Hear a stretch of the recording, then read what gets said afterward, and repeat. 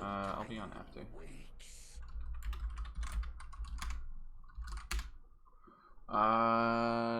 Do. I need a co-caster.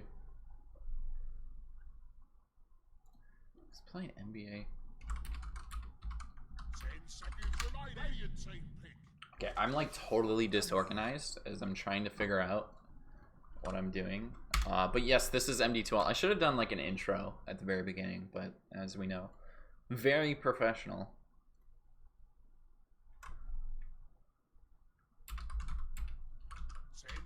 Remaining. 5 seconds. You're cutting this close. Naratheen versus Corey. I'll be sure to put the VOD. I actually have to do. Oh, I should probably self-promote this. MD2L ESD Monday. No, we're good. Odin makes like such good like graphics and stuff for his. Who's this professional ass photo McCray D? What the fuck? It's like good camera and shit. Damn. Anyway, I think we're like straight into the season right now. This is basically the first matches of the season for either of these teams, and I forget. Let me give the MD2L like rules. 10 seconds remaining. They do, if you want to sign up for this league in the future, there is a $50 per team, $10 per player sent to their PayPal, and I think you have to pay out the fee too, so it's like $51.80 instead of just like the $50, so like $1.80 on top of that. I don't think they're going to be doing a LAN this year. Question mark? I don't think they're going to be doing a LAN this year. Let me just ask that actually. I don't think there's a LAN this year. BO2's weekly.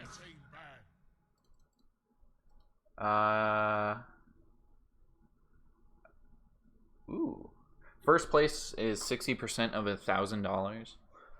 There is a prize pool of $1,000. Holy shit. Is that just per the teams? That's a lot of money. 60% of 1,000. You do break that 5 ways among your teammates, but like still, that's pretty legit.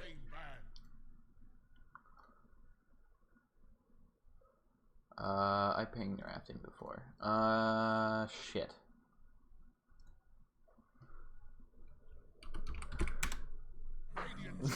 I'm still trying to get Johan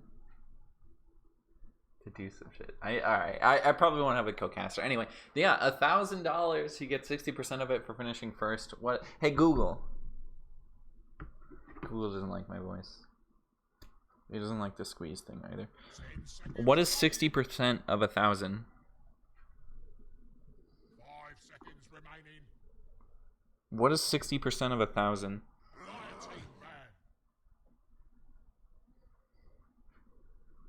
$600. Wait, what? Am I stupid?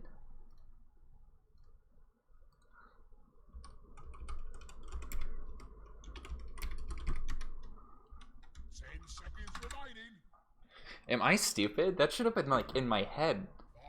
Jesus. Anyway, so yeah, $600 split among 5 teammates. Now that's some harder math to do. 600 divided by 5 is 120. So $120 per person. That's actually pretty legit. Gives you something to fight for, honestly. Like, that's totally dope.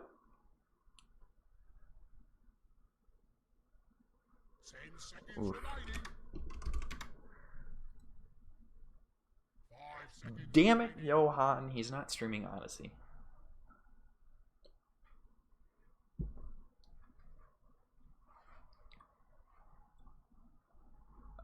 Anyway, I should get back into this game because I'm totally lost focus. Let me try and ping Zipper again too if I can get a co-caster. Either way, figure that out once we get into this. He might have done oh, he's on a Smurf. Fucking Zipper. And we're updating the coordinator. Okay, anyway, Rubik Dazzle, this draft makes 0 sense. Breakfast Tacos makes sense right now. Night Night does not. Like, Dazzle Rubik is kind of strange to start out. Rubik not being like the biggest hero in the meta at the moment. Oh shit. Did I update the title for this? I think I did. Yeah, I did. Did I even link this? 10 seconds remaining. Dire team. I'm like so far out of it. Okay, yeah, we're good. What is this draft? Dazzle, Rubik, Axe to start. Like 3 heroes that I haven't seen in the meta for a couple months. I haven't even seen picked for a couple months. Axe has kind of been in there, but not even in like pro matches have I seen it. Usually you see somebody like Zai playing it, but the secret that I've been watching recently is I mean, I haven't seen it played all that often.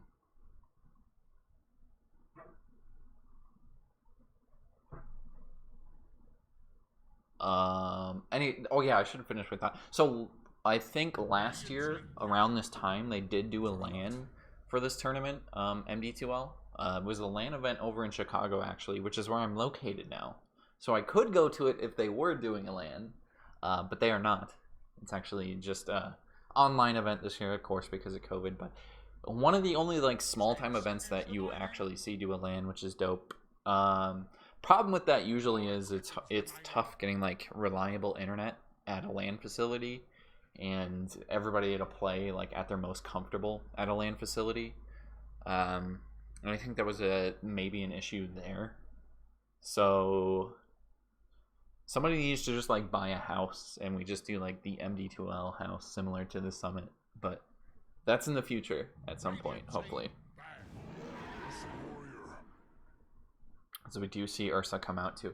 This is a really weird draft. We haven't seen Ursa in the meta for a long time either, as he kind of fell off after the whole, like, you know, you build Battle Fairy, you build SNY, build Satanic, go straight for status res. I think Ursa is another hero that can benefit from the Mask of Madness, like, surge we've been seeing, per se. Everybody buying Mask of Madness nowadays. It goes so well with a lot of the cores in the game at the moment. And I'm a little surprised it isn't more often picked. But I think it's kind of like... What was I doing? Oh, yeah. Oh, I should get rid of that. Oh, we're not casting Clanker's game anymore. Juggernaut 2. Night, this whole strategy, I think Night is just picking, like, very comfort heroes. I would look this team up in DotoF, but I don't think anybody really has any history at the moment with these teams, so it's kind of just, like, blindly. I have casted a couple of these people before, so that's good to know going in. But obviously, you pick the Dazzle. I think they get rid of the Axe just to get rid of the Dazzle counter, potentially. I don't think Axe is, like, the strongest offlaner right now. I think you go more for heroes like Sand King, Bloodseeker, Pit Lord, Tide Hunter, Veno. What's the other one? There was another one that I was thinking of, but... Oh, Beastmaster is also really good right now. Breakfast Tacos is probably going to run the Bloodseeker off lane here, and then they're going to last pick their mid laner. Unfortunately, they don't have last pick, so they kind of just have to blindly go into it and hope that they can win the matchup. They do pick up a Zeus to go for that, and then instant Storm Spirit's pick too. We saw this just last night in League of Lads not really work out well, but it was Skater playing Zeus.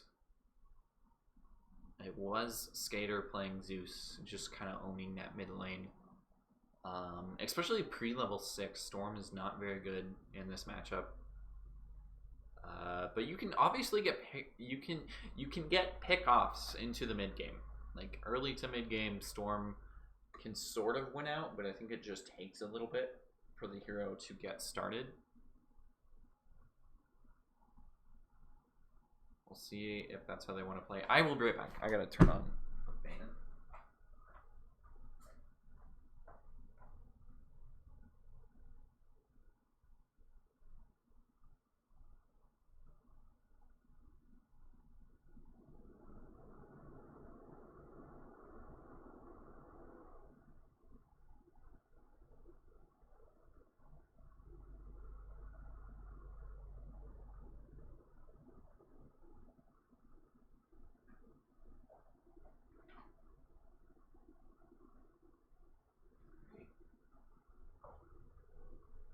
Okay, so it's just like a little break we have in between the draft and the actual start. So much blood. Wait for it. It's fine.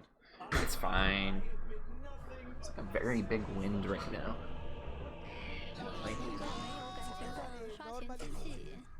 But I am gonna adjust my desk. Hold on a second. Okay. So let's get into it. Night versus Bruckus Tacos. I remembered. I'm starting to remember all the League of the Lads teams names, but I just, for some reason, like outside of that, I just have the worst short-term memory. MD2L will come over time, I'm sure. As some of these teams have played in the last few seasons as well. Couple of players you might recognize from League of Lads, RD2L, CDL from way back in the day. Actually, I don't know if there's any CDL players, but that league nobody knows about. Except for me, because I casted it every single year. RIP, unfortunately.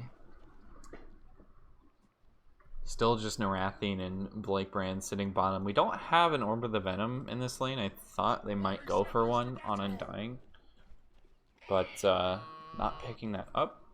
This might be a little difficult to get kills, but Dazzle's probably your main target no matter what. We'll see if they want to be aggressive with Kerwa. Potentially go for like Battle Hunger Max. As long as you're pushing Ursa outside the lane, you're pretty happy. Battle Hunger can kind of do that for you. I don't know if the spin is really going to help them too much. You go for the trade. A lot of damage over onto Muggsy. Right clicks just coming through on the CM. This is a 4 CM, by the way. Both of their supports are kind of weak. They have 1 stun on the supports and 1 mini stun on their mid laner, which is not looking good. That might be the death of them, especially into a storm as well. How are they going to lock a storm down? You can burst him with a Zeus, but you need to get an Orchid on somebody, I feel like. Or an Abyssal on Ursa, which is going to be quite a bit. We're talking like 35 minutes before Ursa is going to be able to get Abyssal. And you see this trading already coming out from Cryptic as well. Just doing a lot of work. This might just be a free game for Momomo if he can survive the first 10 minutes here. It's really dependent on his performance in the laning stage. And whether or not Pizza Jr. is just going to punish the Storm matchup, which I think Zeus wins out in this matchup. I could be mistaken, but Skater has shown me that Zeus can win this matchup. Because Skater is a god. And already the Brass is pretty even. But if you look at CS2 even, Zeus is winning that as well. Did not get the range creep tonight though. Which would have been big. Corey top lane on the Juggernaut. Mothman's very low in the top lane as well. We have a couple of heroes that have a potential for first blood right now. We do have to lift up on the Rubik, so Rubik Jug is one of those matchups that you can make stuff happen with a level 2 spin, but it is only level 1 at the moment. Gonna try and run forward on Onerios. Oneros? I think that's what it is. Silences unfortunately clip him there for a bit of extra damage, but nothing really too much to worry about. You probably gotta wait until Jug's got the level 2 spin up in order to make something happen. We'll get the lift. Muggsy a bit out of position. The spin coming. Yeah, and as soon as I say that, we do get a kill. And it's just because Muggsy's a bit too far forward. Lift duration or lift range is just insane. Bottom lane, they're trying to look for something too. Blake Braun almost drops. They're going to look for Naratheen instead, but it's not going to happen. He has to get a last hit right now, otherwise he's going to drop pretty low. I don't think he's going to die, though. And he's not going to die. No chance for that. Winning very early on, I think it's mostly to do with Cryptic being... just Dazzle's pretty good at, kind of like similar to Disruptor, very good at trading. You cannot really trade efficiently with Dazzle. Just because he has that poison touch. He's just going to chase you down. Such as in this moment, he's going to try and find a courier for Ursa. Unfortunately, dragging the creep wave over, but you'll still take the kill. And getting a lot of spins right now is Kerwa, but getting low because of the stack. 7 up on Fury swipes. Have to wait until that goes away, and now Cryptic just going to push him back. But the poison touch going to continue to chase Kerwa, who walks up with 7 stacks on him, and is just going to drop the heal from Cryptic. The bomb coming through. The last standing survivor, Blake Brand. That was just one after the other. Everybody dying. Just a little bit of a misstep right there.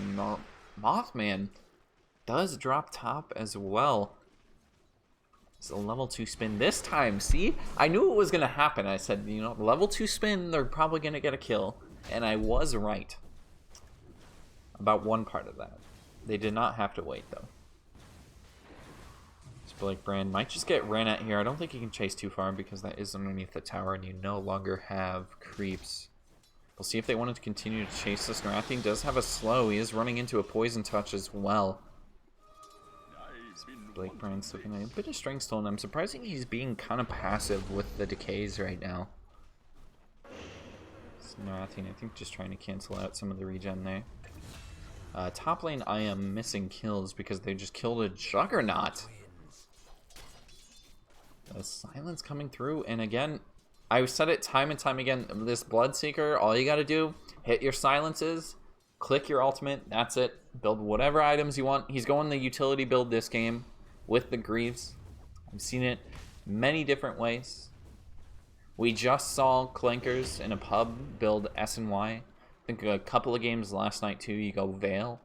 Pipe as well is incredibly useful. I would like to see a Veil coming out from Muggsy, as I still think can be useful here. They don't have a lot of lockdown for the Zeus, so you do have to rely on just bursting him. Orchid might also work for Muggsy, but you're probably going to have to deal with the Yules or something on top of that for Momomo. We're going to chase underneath. The slow coming through from Breakbrand. He's going to drop the tombstone even here. Naratheen's able to throw his own slow. The call on top of Blakebrand. This spins immediately, but he only gets 1. It doesn't quite do enough damage, and the chase on now as Naratheen gets the kill further on to Cryptic. And he might just be able to dive the tier 1 for this. He's tanking a lot of tower shots right now. He's going to get slowed up by the poisonous touch. Has to dive away. He might still just drop. We lose other heroes. Yes, he does on the very last tick. Storm's going to die mid as well. Killed off the Zeus, but Mothman with the rotation afterward. He's salvaging a little bit there, but still a very big kill for the Storm Spirit, who's actually up in terms of CS at the moment.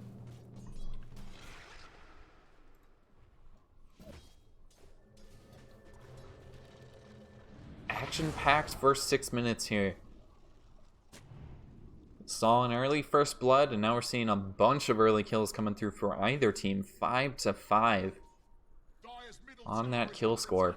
And Cryptic might be rotating mid, and he is very far forward on the Zeus. You're going to be able to get a great poisonous touch here. No burst coming through. Mothman, not much you can do to save your mid laner. And now Aditi up on Momomo as well. Might just be able to dive underneath the tower to get Mothman with Aditi. Not a double kill, unfortunately, because Cryptic took the kill onto the Zeus, but you'll still take the XP. Momomo is crushing at the moment. And like I said early, if he wins this lane, I think he pretty much has a free game. They do not have a lot of ways to lock down a Storm. Maybe not win this game. I guess I shouldn't say that. It's a really good game for Momomo. Momo.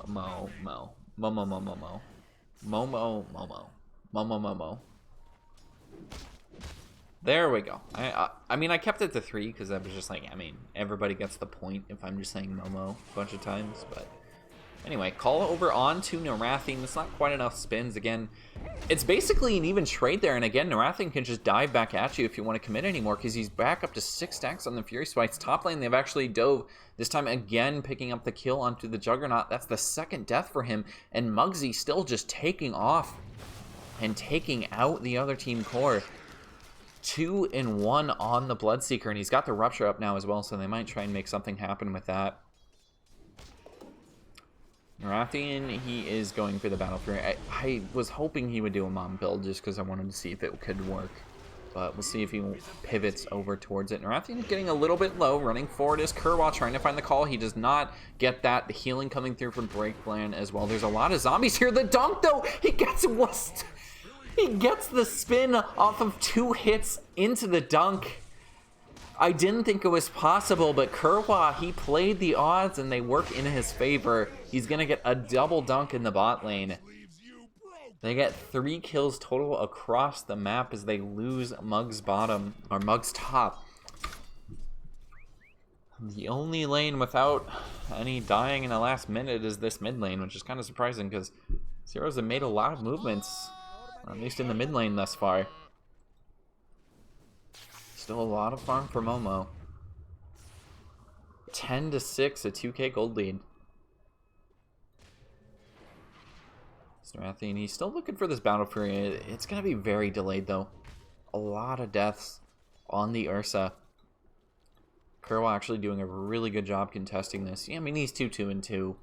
But you're slowing your own game down, I think. But he's also slowing down the Ursa. He's just going to rush a Blink and continue to do what he's been doing the whole time.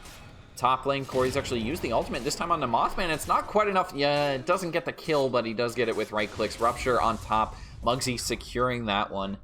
This piece is going to pop the ult. Maybe just chase out Oneros as well. He's going to be able to hit the silence. Is it going to be enough, though? No, it isn't, but right clicks again from Muggsy. The thirst levels pay off, and I think now is the time you put the value point into Blood Rage. If I know this build now correctly. They kill off Ursa yet again. I'm just missing everything across the map. They're going to lose Kerwa. But, I mean, it's the trade for the Ursa. You'll take it. You're going to take Cryptic as well, though. Can he get a return? I don't think, you know. Oh, boy. My goodness, 7 HP. It was incredibly close, but he does get away. No cancels for this TP. No Yules yet on this Juggernaut. Or on this Bloodseeker, sorry. He did pick up the Veil, though. I'm happy with that. And he's going for an Atos as well. I mean, I think Yules is just a better version of that. Because, well, does Atos cancel TP? I think it does. Pretty sure it does. So Nero's going to get dove top, a couple of right clicks. Naratheen doesn't have another slow, but it's up in 1 second. And he's going to pick that one up, get the slow on a Cryptic as well. No Shallow Grave. He's able to pop a heal, but not doing too much. Naratheen just using the ult so he can tank up the tower. One last right click. Gets him a double. Naratheen really jumping back from that last death. 4-4-3.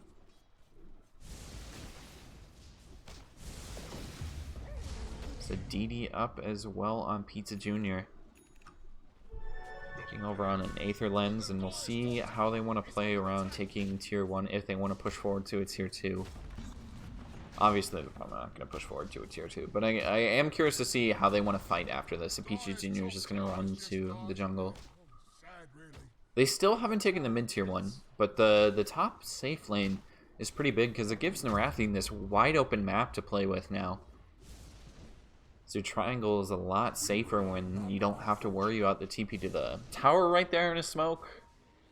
All they really have is the TP to that outpost. And bottom lane, I think we might be getting another move, which we do. Undying getting dunked this time, but you're still going to drop on the axe right after that. I think Corey's going to have to back here as well. Silence coming forward. He doesn't have a spin to get rid of this. He's already used the Omni Slash, so he will drop. No, the heal from Cryptic. He still doesn't have a Shallow Grave, so they can't keep that, but the heal is just enough, and now Mothman's dropped a little bit far underneath the tier 1 tower. Muggsy running forward with the silence, but it's not going to connect. Pizza Jr. is rotated as well, but he doesn't have an Eggs. He doesn't have an Aether Lens. Nothing really too much to be afraid of there. Is the ult not off cooldown? And a smoke's pop. This might just be a smoke to get wards, but maybe they can look for the Zeus. High ground. Momo wants to go for the jump here. They have a lift and they have a slow from the dazzle. They will jump in, get the pull as well as the steal. A little bit of damage coming out. They can't get the lift and they do take the storm. Not what you wanted to see from Momo as he dies first. He is going to pop the shallow grave on Oneros. There's the save, the call onto 2. He gets a couple of spins, but the dunk not connecting as he had just a bit too much health on Blake Brand. The ult really doing a lot of the work there. Maybe they can dive for Naratheen, but I think it's a little bit too far underneath the tower yet again. The rotation from Mothman. They want to try and make something happen, just running at Kerwa, popping the ult himself, but the blink call back into Naratheen. Can he get any spins? No, he cannot. The CM ult connecting into the Frost Blast. They get a kill back onto the Axe as well into Cryptic. They got way too greedy right there, both losing their lives. MVP of that fight for sure, Mothman.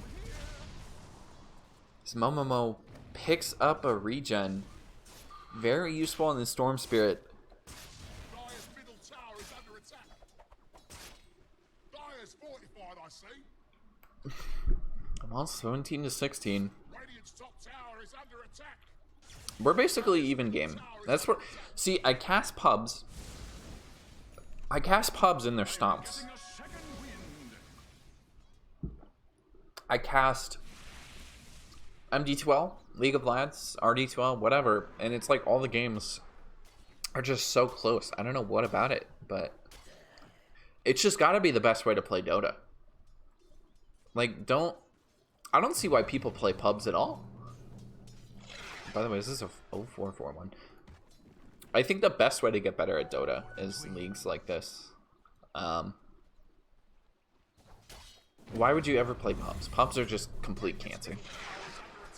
Although you do have to play pubs to get better on your own, because sometimes you can't play with the team. But, anyway. We'll look at top.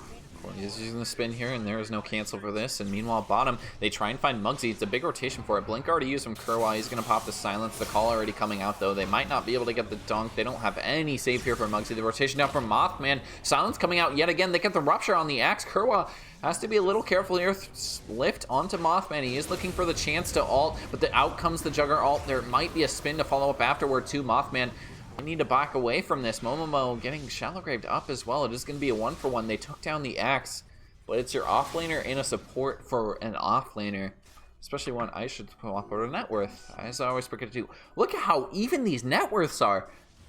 We're just like a 4-way tie for first right now. And that's actually a pretty big deal losing the axe there, as it puts him far behind. It almost would have been a 5-way tie for first right before that.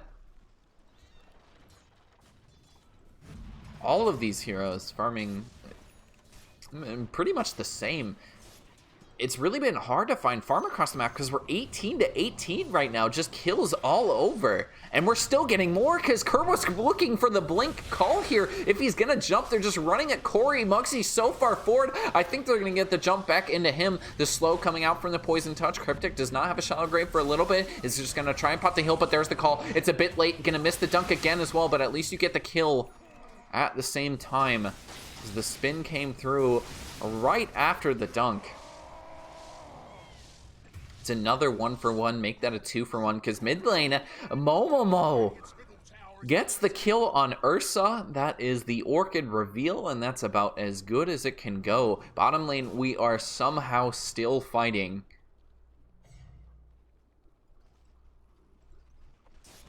Everybody buying Battle Fury in this game as well. I'm not sure I agree with this. I think Jug is like, you have to go Mask of Madness. There is zero reason not to buy a Mask of Madness on this hero.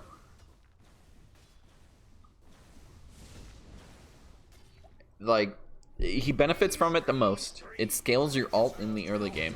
And you're going to build into like a... You might not build Satanic, I guess. But maybe you do. You're definitely going to want to build Butterfly. Like, especially this game at some point. Like... You're still not going to be wasting the gold there.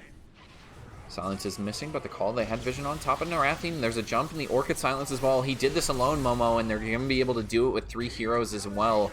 At least you get the return kill because Momo dies, and now Kurwa dropping as well. Look at the move speed from Muggsy. He's just going to chase down Oneros underneath the tier 1. Is there a shallow grave? Yes, there is, as Muggsy has to tank this tower a bit longer. Going for the TP out. Is there a cancel? The Zeus is there. They don't have a lot of stuns, but they are very timely. So they cancel out the TP, and while it was 18-18, well, now it's 22-22. We're back to basically a tie game as Night took a little bit of a lead there, but Breakfast Taco pushing back, making sure the Storm isn't getting too far out of control.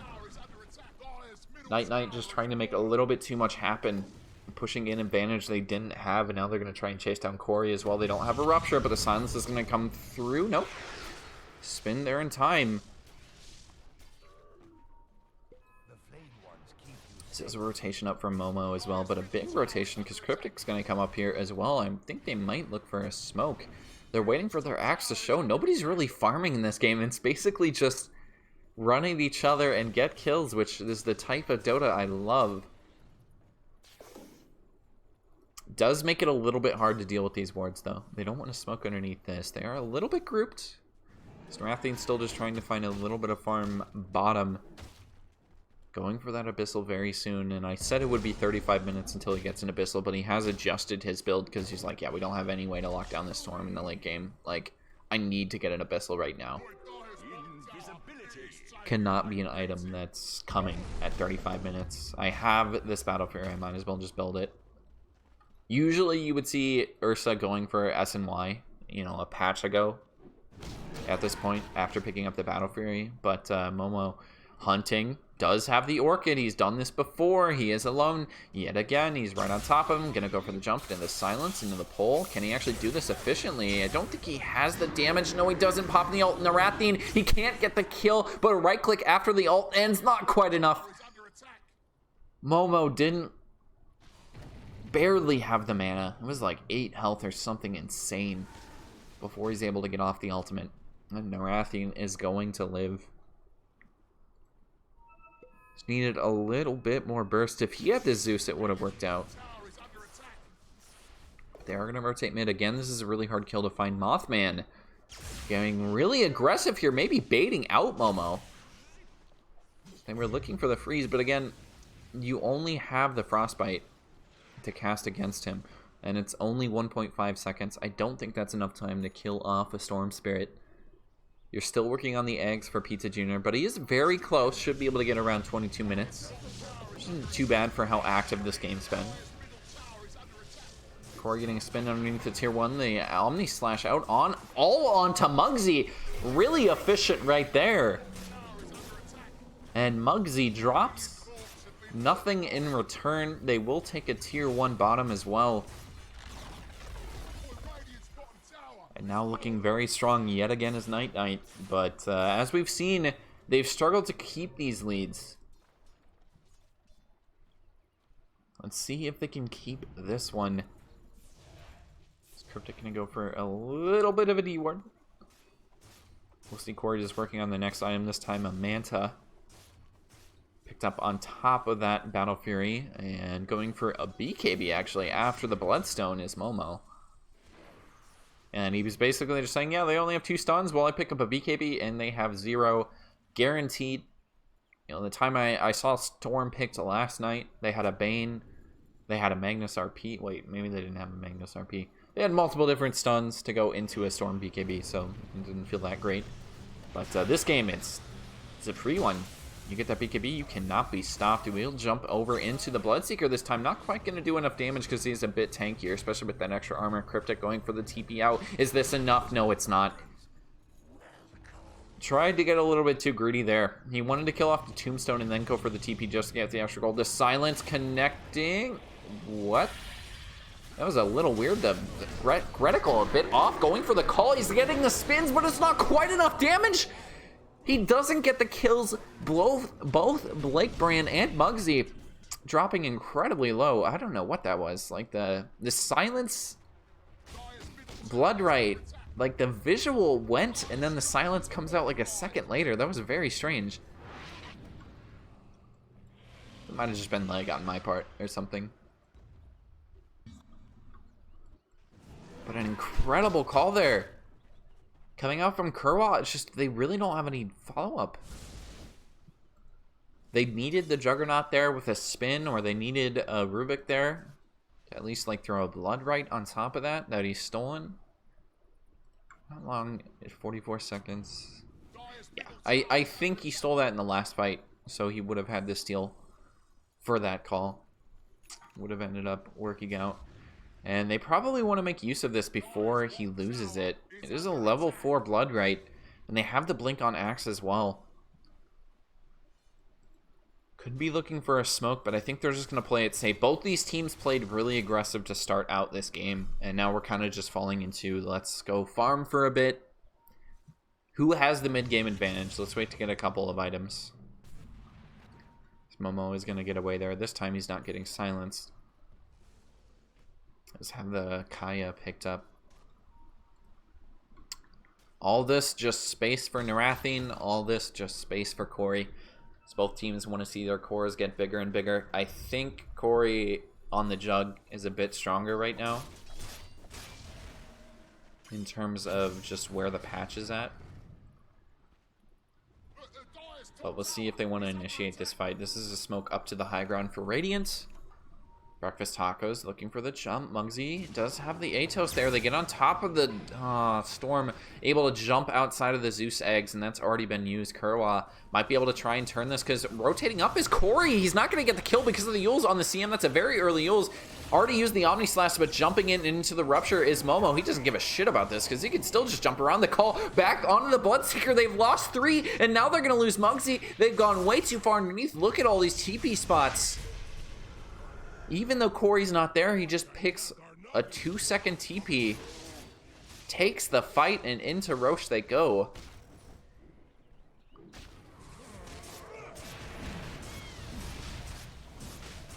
Just a little bit on that fight, because where did Zeus die? Way in the back lines. How did he die there? It's unfortunate. I might have just missed that. There's a 4 kills there for Night Knight, and they're looking strong yet again. Back and forth we go. Up to a 1k gold lead.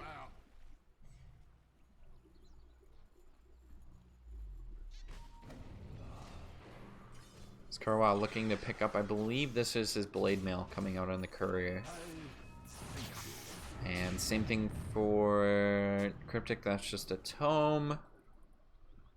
And yeah, this is just blade mail. So we'll see what they want to do with this Aegis. Do they go for a push immediately? Bottom's open, mid is open. They have a slight advantage, but obviously it's not something they want to just be sure of at the moment. It's still pretty even. They can still lose a fight here, especially if Breakfast Taco wants to go for a smoking him. But I think the biggest mistake there is them just trying to smoke high ground. When it's this close of a game, that's not something you can really pull off. Especially, I think they were behind at the beginning of that fight too. Oh no, they were ahead by 1,000, but that's not enough to really try and make that play. It's a really easy one for Night Knight to take, right next to Roche too, which is even better for them. Not exactly the best Roche taking team in the world, but they do jump forward this time. A DD on top of Momo. The Zeus ult trying to make a little bit of space, but it's not going to be enough. Momo's dropping low, but they still get the kill onto Muggsy. Mothman running forward, very confident. Does have a Yules to try and turn this. The silence is stolen by Rubik. I try and get a couple more cast out. Mothman down to half HP. They are going to take down this tier 2. They're posturing so that they cannot take this fight for Breakfast Tacos. Kerwa just sitting in the trees, making sure that if they try and take it, you're just going to get called into the Blade Mail, into the Omni Slash, into a Storm jumping right on top of y'all. DD still up on Momo as well, but they probably won't get any more use out of that.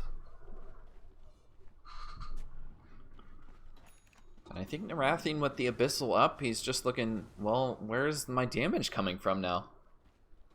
Ursa's still able to dish out quite a bit, but I just don't know if he has enough burst. You gotta focus everything on the Storm, it feels like. I just don't know if they have the time for that. We do get the call initiation on the Blake Brand. They explode him with the dunk. right at the start of that fight, and a lot of your team fight is gone without the Undying. And dude just pushed them off. We get the call over onto Muggsy as well, who is in the side. I don't even know how they found him. They didn't have vision over there, but they still get the kill. The call on two again. Kerwa is the madman, MVP of this game. Undisputed right now, making the fights happen. Naratheen dies on the high ground right next to the tier 3. Call after call after call. I think Kerwa might be a telemarketer in the meantime. Damn. Hell of the plays by the Axe, and they might be able to go high ground off of the back of this too, because they gave Aegis to Juggernaut. Oh, weird. Anyway, the best Aegis carry in the game, the Storm, you give it to Juggernaut, and whatever. It means he can pop Omni Slash and not really be afraid of it if they like drag him underneath the fountain or something, because he does have that extra life. But onto the tier 3s they go. They don't have Naratheen for another 30 seconds, but they do have the rest of the team. Bloodright is the biggest anti-push they have. Corey's obviously able to dodge that. They lose some of their creeps here. The healing not enough, but they will take the tier 3 and just back off, because they don't have any catch out for Breakfast Tacos. It was literally just the Rupture, but I don't think they want to pop Rupture on somebody, because Night just stays there right around the Rupture target, waits till it's over. They still don't have Naratheen to fight with. They're down by 10k now. The advantage starting to build for Night as they probably look at top.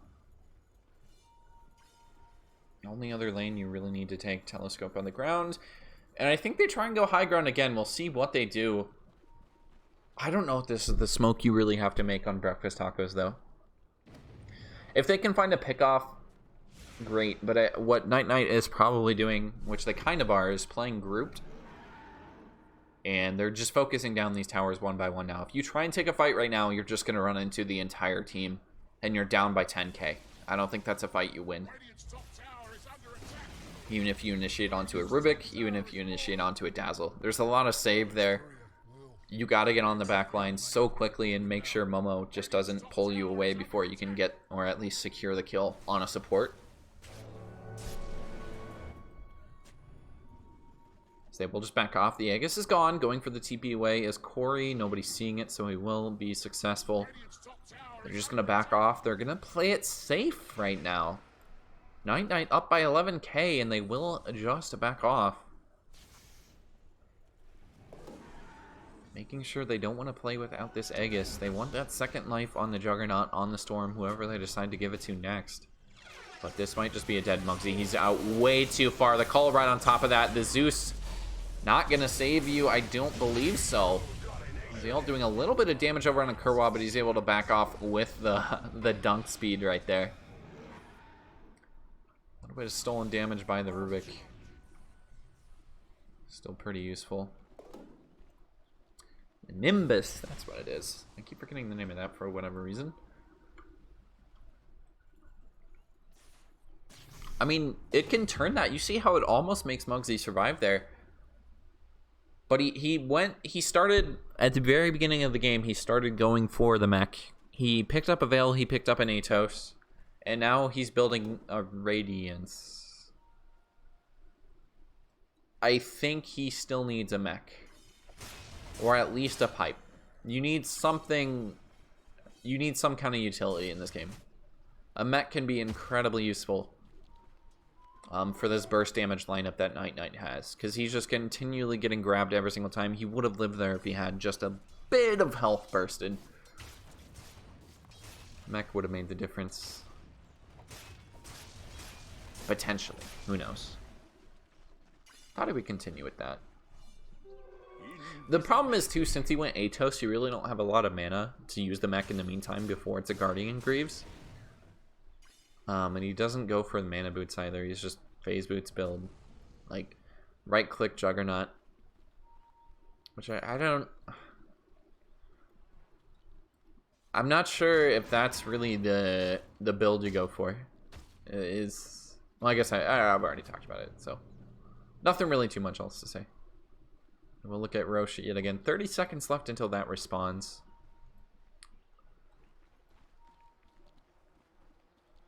Radiance could be helpful. into like a Juggernaut Storm where all the right clicks matter. Like Storm, you're gonna lose a lot of damage if you're missing your right clicks. The only issue is I think it's too little too late. It's gonna be really late Radiance, and that's spelling trouble for Muggsy. Muggsy and the boys on Breakfast Tacos. Roche is going to respawn. This is a really long respawn. They get that for a bit. They will take the last tier 2. Take out the outpost. I think they got the bonus XP from that. And, well, now Breakfast Tacos fully encased inside their base. And I think game 1 is probably a 99% win rate right now for Night Knight.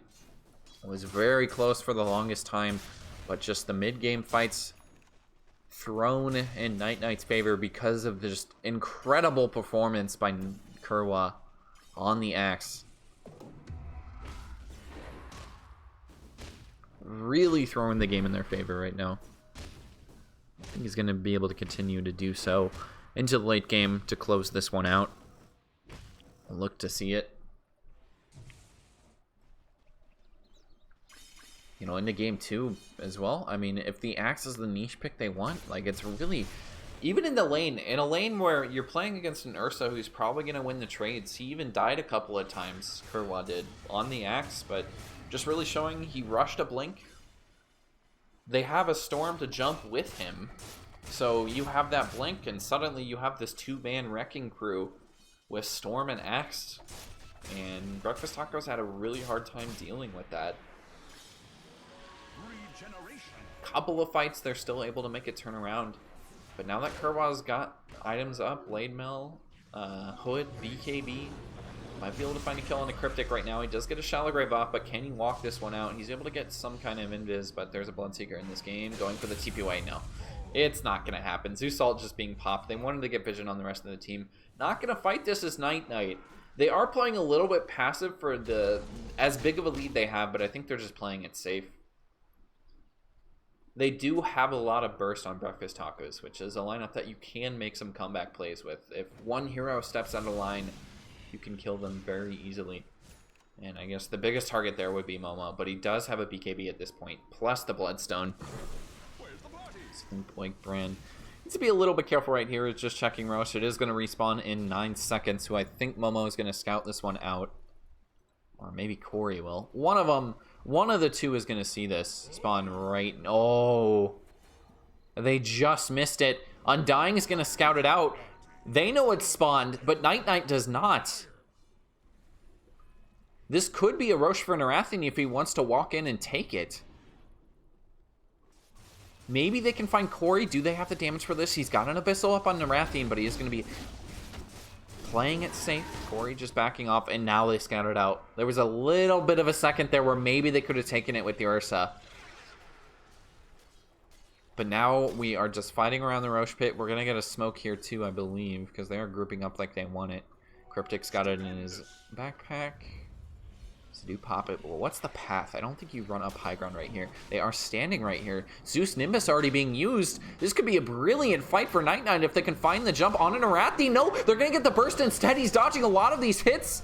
Butterfly up, and he can't hit through that. And Pizza Jr. is just going to drop on the Zeus on the backside, doing a lot of damage this moment. He's already out of mana, but out comes the Juggernaut as well, on top of everyone, all getting hit by the Battle Fury. And now Muggsy just has to be the lone survivor. Great jumps for Momo, just running fearless into the high ground as Corey from the smoke. He's got the butterfly. You can't burst him on the Ursa. He even got him down to about half health. But that just allows Momo to make a fantastic jump. Kerwa is going to do what Kerwa does and make those plays. And I think that might just be it. It's going to be Roche guaranteed for Night Knight. Storm not actually here to take this, but I think he might walk over. Doesn't even feel like he's going to die at this point, so. They don't have a way to kill Storm, so yeah, I think you just give it to the Jug. Although they really don't have a way to kill Jug either, because he just survived through He survived through Zeus Burst as well as Ursa with just a butterfly.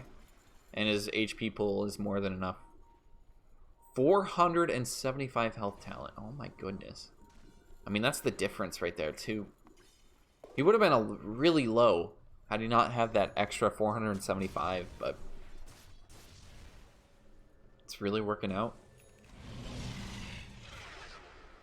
And Night, death by 1,000 cuts. We'll see where they want to cut first. 22k gold lead. It's, well, however they want to play it from now on. Really, the only way you lose is if you just start feeding or something like that, or getting picked off a couple of times. I really don't think they can lose a fight. We're up to a 20k gold lead, and how do they lose a fight? Because they have so many options for initiating. If Kurwa messes up an initiation, you have Momo. If Corey just wants to run in, you have Momo and Kurwa. If Momo wants to jump in, you have Kurwa.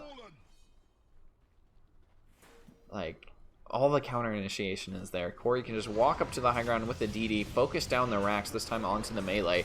He's going to be able to get rid of at least the Nimbus on the backside. Oops, I just clicked the button. They do have Mothman surviving with the Ghost Scepter, but I still think he's going to drop easy kill there for Corey on the top of the Undying. Still has not gotten the Tombstone down. Is Corey trying to focus down Naratheen. Naratheen going to drop him down right on top and maybe bring him down, but no, he's actually just walking away, playing it safe here. Still does not have the Abyssal up. They get one kill onto the Dazzle. They've killed off the Rubik. Now maybe their best chance to try and take this is they make the defense.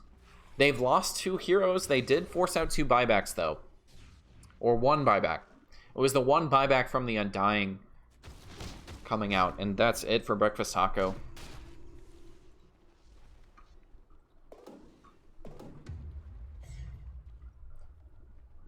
What's the fight recap there? Yeah, 1,000 gold thrown the other way, but still, that's just 1 step in like a 20-step process of getting yourself to win this game if you're Breakfast Taco, I think.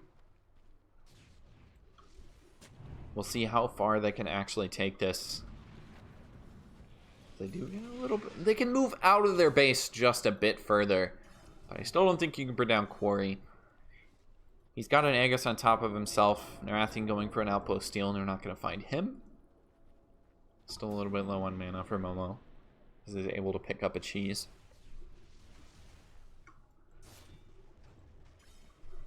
Well, you still have the Aegis. You still have a 23k gold lead. It's like you just go for round 2 almost. I'm not sure. You do have a couple more items, I think. Like, Ghost Scepter on Mothman pays off a lot there. Mech on Blake Brand. PG Jr. just has an Aeon Disc, but I think he had that. I might have already had that. Timeless Relic as well in the Zeus. Who I think should grab that instead of the Spider Legs, but maybe the... Who else did they give the Timeless Relic to? Maybe Bloodseeker, actually. Because Bloodseeker Timeless Relic is also legit, but I think they just give it to this, yeah. Yep. The debuff duration, I think, is a bit better on Bloodseeker, just because you don't really have a debuff for Zeus, and you're missing out on half that item. But the spell damage, 15%, is a lot on top of your burst, and maybe they can bring down Corey. See how much it's doing right there. Jump in. That is not the Meteor Hammer you wanted. BKB even popped on Momo to make this fight happen. Corey using the Omni Slash. It's really dodged for the most part. Mothman's got a Ghost Scepter as well, as Corey doesn't have any way to get outside of this, but he's still got an Aegis popping the Manta so we can at least get outside. Maybe other Silence going to get the spin out to dodge that, and I think they can just continue to fight. Kurwa getting stunned up, but he still gets the call off onto 2. They couldn't walk away, and now even underneath the Nimbus, they take this fight, take out 2. Corey getting a little bit low again. He's lost the Aegis. Can they take the second life? He can just pop, talk the man, or the Satanic, get the Shallow Grave on top of him yet again. Muggsy just walked back in to basically heal him right there. I think the jump in for Momo brings down Mothman. He goes for the buyback, but look at your base. It is slowly falling.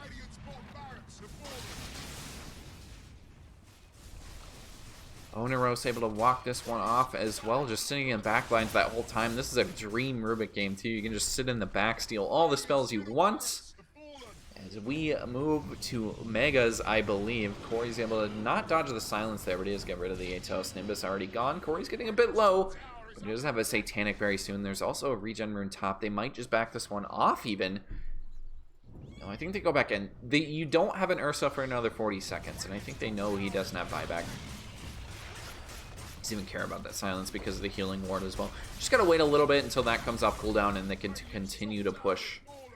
And I don't think they can actually take this fight anymore. They do get the jump forward. Munksy's walked a little bit too far forward. Not going to be able to kill him because he does have a BKB as well, but Momo just jumps right back out. Call on the backside. Not going to come through quite. They're able to walk it off, but they've already gotten a kill over on the support. Mothman drops. That is a dieback, and Plankran's going to be the next target. Another, not the dieback, but he doesn't have a buyback.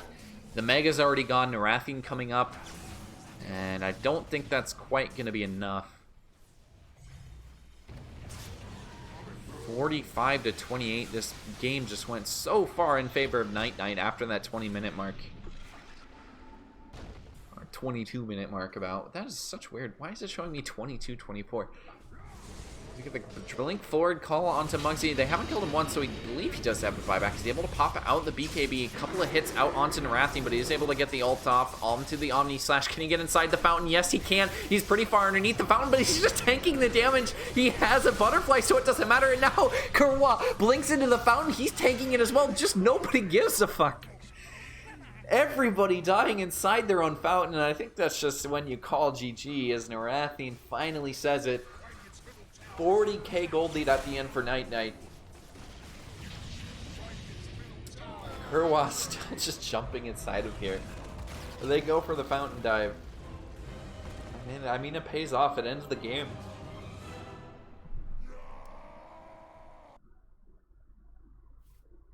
So we do have, it is BO2s, so we will be in for game 2.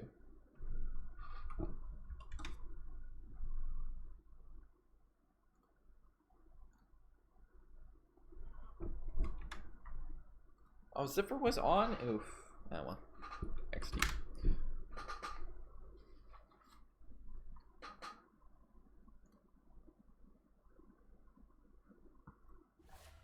We'll see if I can find the lobby for game 2.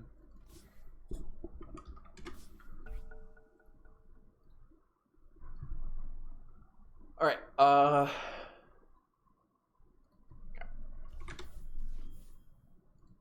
I will be right back.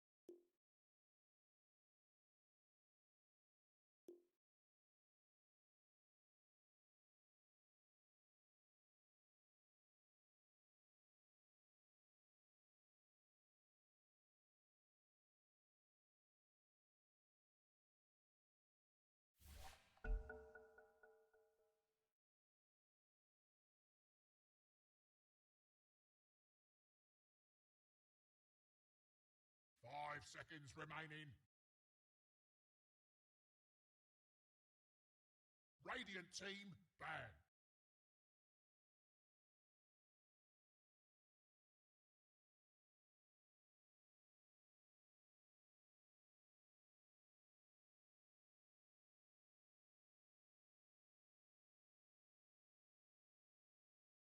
Ten seconds remaining.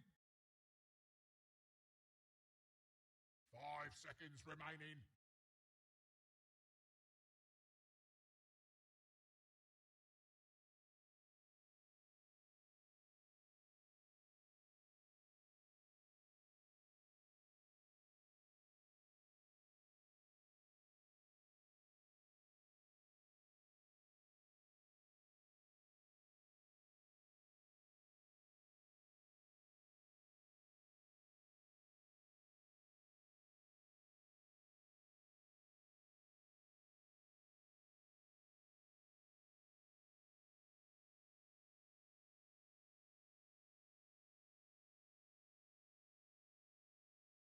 Alright, I'm back. Game 2 we go. And they marked a win. See? Professionals here. I think we are remaking lobby. Yep.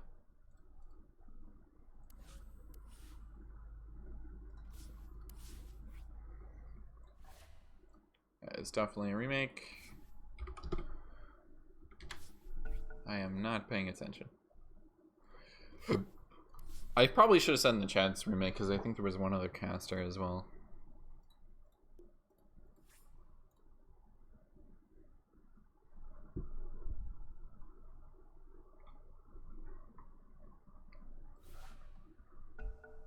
Oh, we just ditched him.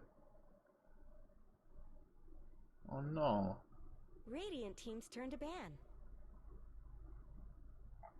Let's see here. Dire team ban. Let's see here.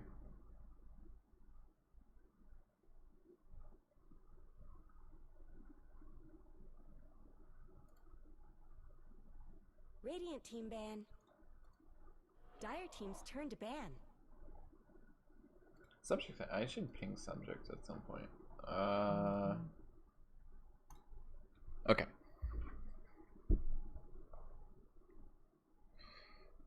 Radiant team's turn to pick.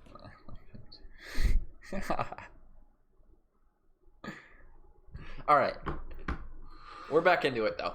Night won game 1. I would say convincingly after the 20-minute mark. It was pretty close. But Night really just identifying, you know, they can't kill a storm. We're just gonna run through with this storm pick and annihilate the rest of the lineup. They instantly picked the storm after that Zeus pick, and they were really confident with it. The big thing too is I think Kurwaj is playing incredibly well in this series so far. These drafts are kind of unorthodox right now because usually you would see a lot of flex picks early on, so you don't give away too much in the first 4 picks. But basically, with the Axe pick, with Lego Extraordinary Villains, they changed names. They changed names. What the? Instant Dark Willow pick though. So we don't know if that's gonna go 4 or 5. It could do either. But it's either Oneros or Cryptic playing that. 5 seconds remaining. I think it's gonna be 5 is my prediction, but obviously we have a lot left to see. I think throwing a hero like Dark Willow bottom can really work out well. You kind of see how Kerwa can control the game from the off lane by just he doesn't even need to win his lane because he did die a couple of times, but they trade deaths, and as long as you can make that happen, you can do a lot from the off lane. 5 seconds remaining. And I think we're going to see much of the same here, where they pick Kerwa's hero right now. That's my other prediction. They're going to pick Kerwa's hero right now. Dire team's turn to pick. Shit. I don't know if that's Kerwa's hero. It could be. We don't know. They're not going to go for the axe this time, though. Oracle picked up as well. What I'm used to seeing in these kinds of games is like people will pick up a Void Spirit or Ember Spirit or just really versatile heroes that can play in a bunch of different positions. Haven't really seen that this game, or this series anyways. We're kind of just, you know where each hero is going. Night Knight's doing a better job of keeping their picks concealed, I think, with Tusk being able to do 3, 4, or 5. You can even do mid-Tusk, but rarely ever do you see that. Dark Willow can be 4 or 5. You don't know what lane that's going to be. We could see a Tusk Dark Willow off lane. We can see a tri-lane centering around another hero outside of the Tusk. Like, Night Knight has a pretty open draft right now, whereas Dire or League of... Breakfast Taco's last game, League of Extraordinary Villains. This game. You know the Centaur is going to be the off lane. It's probably going to be Oracle in the safe lane. And they pick a second pick. I think that's the right play for League of Extraordinary Villains, because it doesn't really feel like they have any pressing heroes they want to get out. Whereas the Dark Willow can kind of be a big one for Night Knight for them to get first pick. Second pick can kind of benefit you in that case. They did have second pick, or they did not have second pick last game. They went for that first pick and it didn't really work out for them because that Storm... Wait. Yeah. They kind of lost the mid matchup, instantly just pick into a Storm and they have nothing to deal with it. Because they picked a Zeus right before it. This game, they should be able to deal with that. Night Knight can't really surprise you with a last-minute pick, but they can surprise you with where they're going to put these heroes.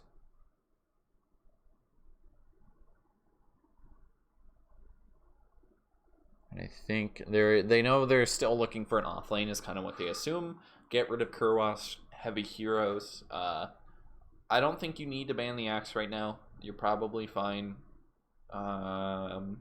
Pandas, you don't really see Panda being played. Dire team's turn to pick. Yeah, Timbersaw for the Centaur counter. Sure. I like Knight's draft a lot better right now. Just because the bans make a lot more sense as well. But they go for the Chaos Knight. And again, Chaos Knight's flex as well, because you can throw it off lane. You can throw it in the safe lane, and you can throw it mid. A lot of options for this Chaos Knight, not a lot of options for the Drow. We just have kind of a straight up draft right now for League of Extraordinary Villains, not really anything much doing. Drow is going to be fine. They do have Centaur. I really hope they pick Avenge and put the Oracle in the same lane as the Centaur, because I think when you pick Drow, you kind of have to pick Venge to really get the biggest advantage out of the hero. That my personal opinion. Radiant team's turn to pick. Okay. I don't know if that's the play.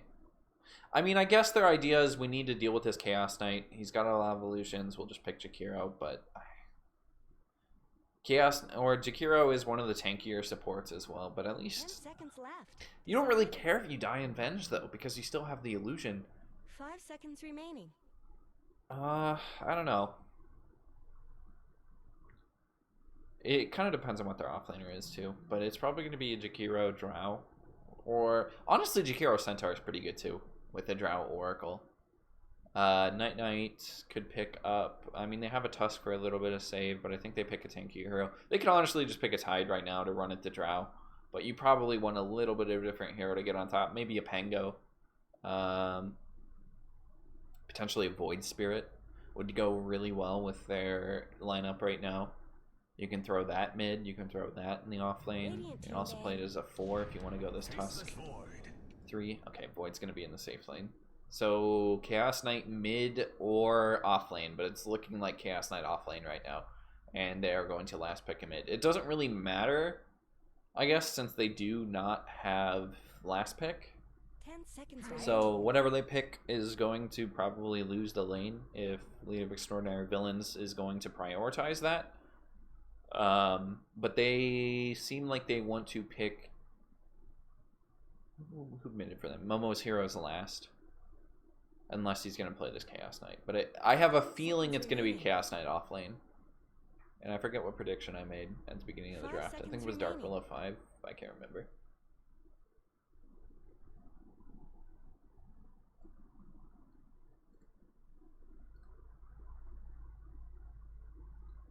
But either way,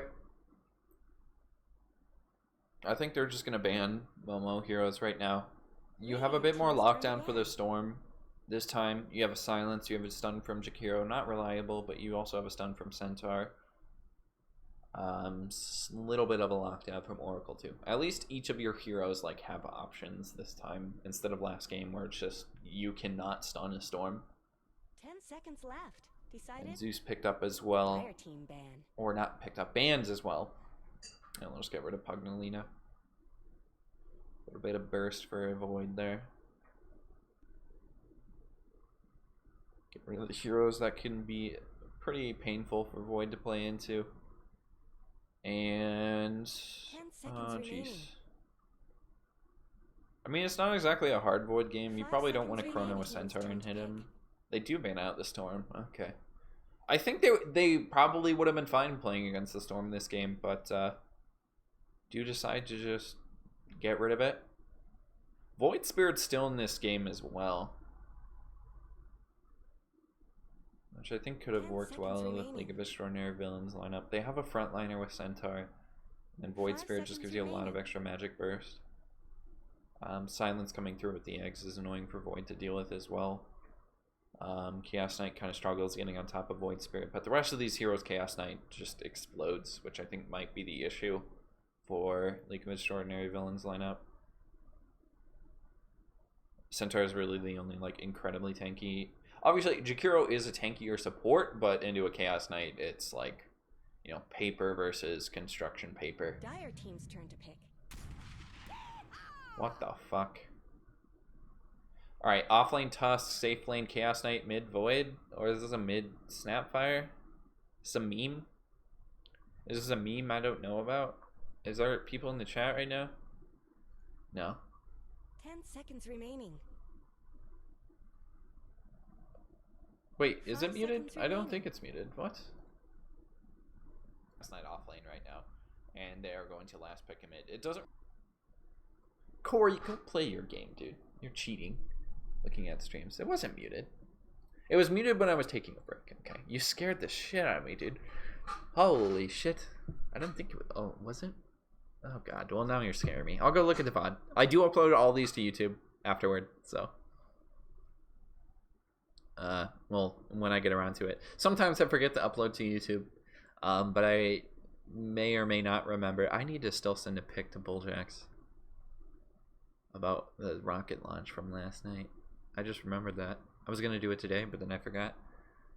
Anyway, my memory is terrible. They're spending a lot of time in the Slacks pick. They're just like, what the fuck? They're in the same stance that I am, where I'm just like, I don't know what the hell this Snapfire pick is. Like, what is this? This is, what, why? What is this? This doesn't make any sense. And they just go with an easy Ember Spirit pick. I think Ember Spirit or Void Spirit could have worked out. I honestly preferred Void Spirit a bit more.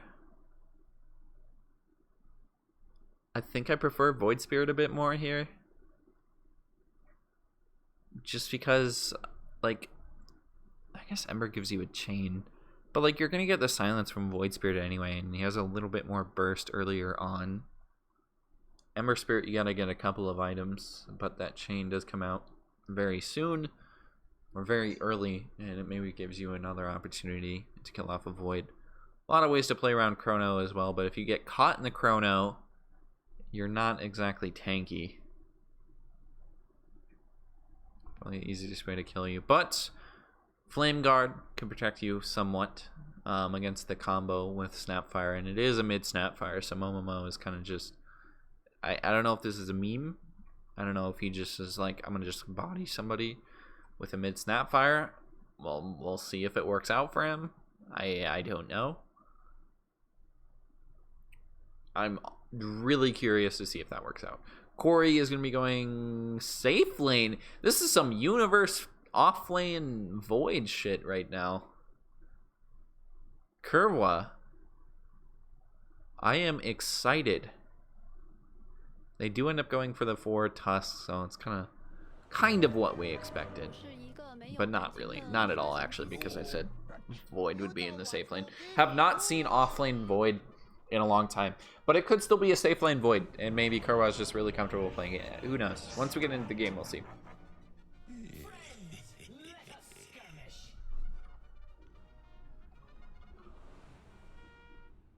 Here we go. Chaos Knight Cryptic top. Okay. Okay, yeah, that's exactly what's happening. They're like, you know what, let's just throw the Void bot lane. Kurwa's really comfortable playing it, so we're just going to put Kurwa on it. And he's going to be the one position, and Corey's going to go offlane Chaos Knight. Okay, so not too weird from them. Except for the Snapfire is probably the weirdest thing. Because offlane Void isn't unheard of. It just isn't as popular as it used to be, of course.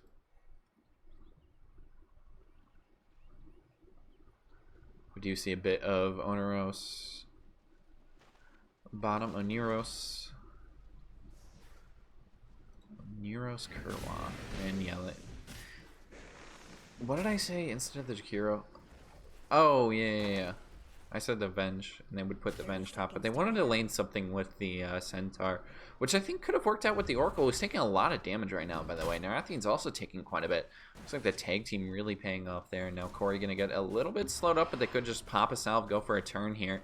They don't want to commit to this too much because Corey is sitting right around a tree with a stun. They're going to try and turn it, go on to Naratheen. They both focus a different hero, but it doesn't matter as they eventually right-click the same one. First blood onto Naratheen.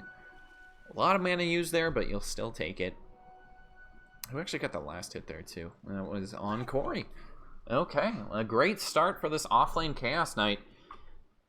See how that bodes for him. You might be dealing with a little bit of harass here, because it's going to take a bit for Tusk to be able to contest. Especially with an Oracle as well, who is not able to purge off tag team. Okay. And he's still able to like hold you back, I guess, while you're trying to hit him. So still some potential there. Put it out of your mind. Naratheen, we'll see how he plays this lane. Mid lane is the one that I really want to look at. He's gone for the Scatter Blast level 1. Pizza Jr., of course, on the Ember Spirit. Maybe they did predict this was a mid Snapfire because he's going to have Flame Guard early on in this lane. Should be able to get rid of a lot of the damage of Scatter Blast. Dodge some of that out. The minus attack speed, too. Harass is kind of insane for Snapfire. Who knew that the Snapfire was such a good hero? But can it transition mid? Who knows? Kurwa taking a bit of damage bottom. Mothman doing a really good job of harassing right now. And they know they're behind a game. This is really early on in MD2L, so maybe not too much to worry about. But obviously the more wins you stack up early, the less wins you're going to worry about later in the season. Playing for a lot of money too, $600 for first place in this league. Kurwa is able to dodge off a lot of this damage. Oneros almost doing more damage to himself, right-clicking Muggsy. Muggsy might be playing a similar game here too. He is going... So he rushed the Blink on Axe last game, but that's because last game the Axe against Ursulane was very chaotic. Wasn't able to get a lot of CS early on, so he couldn't go for these preliminary items you get before a Blink. He just goes straight into the Blink instead and identifies he's going to be the one that initiates fights in like that 15 to 25 minute mark. And he pulled it off very well. He's probably still going to get a Blink this game, but if he ends up going for these items first, this looks like a Ring of Health and just straight up into a Hood of Defiance to get rid of some magic damage, picking up the Phase Boots after that. Do you buy Ring of Health over Ring of Tarrasque now? I think that's the case. It's because Ring of Tarrasque doesn't really build into much. They do get a kill top, this time onto the Oracle. Doing a lot of work is Cryptic, and they're going to look for Naratheen as well, I believe, as the lane is pushed out a little bit. Cryptic just sitting in the trees where the secret shop used to be. Naratheen doesn't... Naratheen Gotta be careful how far you walk up here, because if you walk up way too far, the snowball stun is going to get you into the stun. Reality Rift to follow up. Corey is going to maybe get the last hit here. Yes, he does. Saw it coming. Not there in time is Blake Brand. You don't really have much to heal with anyway. Bottom lane. Okay, nothing happening. Getting a little low on Snapfire, so this lane not exactly going as well as Momomo had hoped. He's a bit far behind. He's 5 behind. He's a wave behind in CS right now, which does hurt a little bit. You can farm the jungle camps pretty quickly, but your cooldowns are kind of long, so you can't go from camp to camp very efficiently. You clear one camp really quickly. You got to get a stack or something going. A lot of damage out for Korra, but he can just dodge most of it off. Oneros trading a little bit. Might be able to turn this back onto Mothman, but again, Jakiro pretty tanky. Doesn't really care too much about this. Korra's already used the jump, so he needs to be careful how far he extends. There's a fight for a DD mid. Pizza Jr. and Momo. Who's going to win the race? Cookie forward. He picks up the DD. Might be able to get a slow 2. Pizza Jr. is way overextended for this. One more right click. Does not get it because he's popped a Fairy Fire. Momo still diving. Does not want to take one more shot from that tower. He will push Pizza Jr. back to the base. So close there. A very clutch Fairy Fire coming out from Pizza Jr. And it does give a lot of space for Momo to get back caught up. He should be able to push this creep wave underneath the tower. And then all of these are going to be missed for Pizza Jr. Do lose a courier bottom. They always go after the courier. Always walking back to base on Jakiro. You have Tusk coming in from the backside. He's pulling the wave around. Is Blake Ryan able to burst him down and then purge off the heal? Cryptic going to pick up a bounty rune, and I think it's going to go 2 for 2. That's what it's looking like. No, Oneros actually, he got the one bottom, so it is going to go 3 for 1, I believe. Right? Nope. 2 for 2. 3. I have to look at it. I'm not going to start it though. Oh my goodness, I am missing kills right now. And a very big one too, because they kill off Naratheen. Solo XP going to Corey. Cryptic dying beforehand, but still, you're losing the Drow. It's a hero you do not want to get behind on very early. Muggsy might be going for the kill, and Oneros is able to dodge out the last right click. That would have been the kill. Not low enough for that to kill him. That would have been quite unfortunate. The Retaliate killing him off there. It does survive that. And we're kind of just looking at a 4-1 lead again for Night Knight, looking strong early on in the game, but Pizza Jr. getting a little bit benefit here from the rune spawns. Gaben giving him some luck. He's still ahead by about, he's a creep wave and a half now, even with Momo sending him back to base. Still keeping him ahead. Naratheen is going to get gone on. There is no shards, but they don't even need it potentially. The tag team might just be able to slow him down enough. No, they don't have enough damage. They do get a crit. One more should be able to do it, but no, he can't get the attack off. And now Corey diving underneath the tower. He needs a stun. He does connect with it, but PT Jr. has rotated up with the haste rune. Down goes Corey. But Naratheen has already dropped, so maybe you can get at least 2 return kills in the top lane. Pizza Jr. is going to benefit a lot from this, already being ahead from the mid lane. And yeah, that's 2 spirits used. He's just going to jump right back mid. Efficient there from Pizza Jr. That's actually quite a cool play, throwing out 2 spirits and then jumping back mid to the spirit you had left there beforehand. And now they want to go for more. There's a rotation mid, this time for Mothman. He's a little bit far ahead. The stun is going to miss, but into the root as well as the slow. Momo does have an ult, but it doesn't really get you much away from this. Cookie's going to follow up into a snowball. Maybe they can chase forward onto the Jakiro. They don't really have enough damage for this as Peach Jr. wants to continue to dive. Going to run back into Cryptic in that Flame Guard, but it is a level 4 Flame Guard. Just walking it off. Bit of a rotation wasted, but at least you got a TP out from the Tusk. It's the benefit there. So just an even exchange. Nothing really too much lost or gained.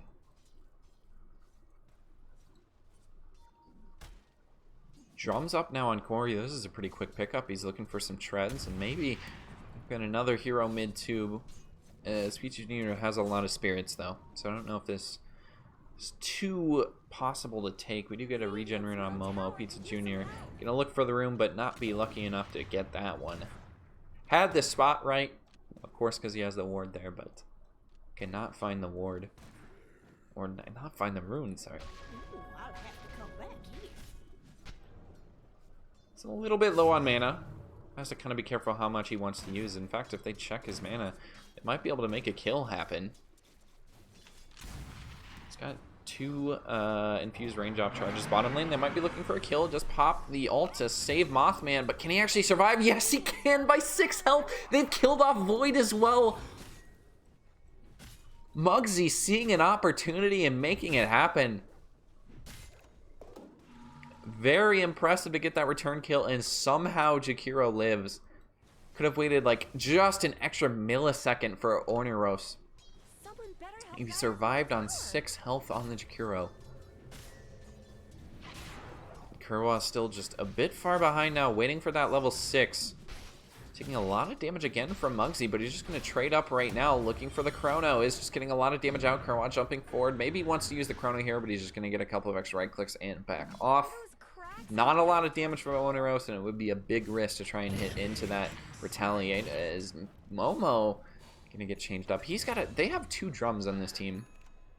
I'll set you. That is unfortunate, but they do get a kill top lane onto the Oracle. It's a really hard game to play support because Tusk is just going to be balling at you every single time you show, and Chaos Knight is in the area. As soon as he gets that ult too, you're going to get all the illusions in the snowball, and then it's a hard fight. Leading on Dire's top tower. Very good pick-off lineup. They do pop the Chrono mid, but where's the damage? He's already got the Flame Guard up. I don't think they have enough for this. Happening to Radiant's bottom tower. You get another snowball coming through, but it is quite far enough away. It's Cryptic a bit far underneath the tier 1. There's a rotation from Naratheen of all people. Stun does miss from Mothman. Under attack. I'm gonna get my head straight again because we flopped a little bit of the lineups here. Oh, that stun just barely connecting, but I don't think he's gonna be able to follow it up with anything. There is a couple of heroes bottom. Muggsy has taken out the tier 1. He's going to go for the TP. Is there a cancel? Ooh. Not quite. Missed the chains, unfortunately. Dire's top tower is under attack. And this could be the tier 1 for tier 1 play. Again, just like last game, we have a completely even game at the very start. I guess Radiant fortified their structures. And we do want to see who's going to take the advantage. It kind of went, as soon as we got to like that 25-minute mark, Tower is under attack. Night took over. We'll see if the same thing happens this game. They have a lineup that can make something happen in that time frame with this Chaos Knight, but they bought 2 drums, so they're kind of lacking some efficiency there. I don't know if that'll be that big of a minus, just kind of unfortunate.